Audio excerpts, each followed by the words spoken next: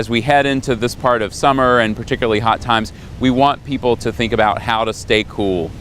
So making sure that they're staying indoors during those most intensely hot parts of the day, that they're drinking plenty of water, and you really need to drink more water than you normally would because you're losing more water through sweating, and really be mindful of how warm it's going to be. It can heat up really quickly, even in the morning. Really, when it's this warm, you really need to plan to drink lots of water and drink much more than you normally would. So maybe several times an hour, stop to make sure you're drinking. Want to be sure we avoid alcohol and avoid sugary beverages. Those may help us dehydrate more quickly than you would normally. But really focus on trying to stay cool. Take frequent breaks. So if you're going to be outside working, if you have to do that and there's no choice, you want to make sure you stop frequently, go in so that you've got some of those breaks to get cool.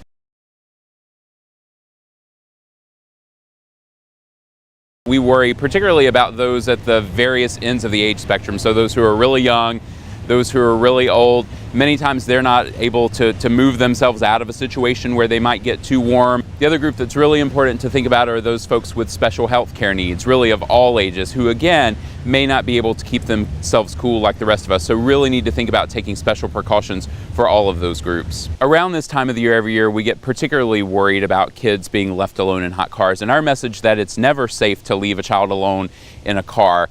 Particularly though at this time of the year, when that car is turned off, in just a few short minutes the temperature can rise really quickly, well over 100 degrees. And unfortunately we start to hear stories from across the country, but even here in Tennessee, about children who die from parents who left them in the car for just a few minutes. And so it is absolutely never safe to do that. Always want to look before you lock.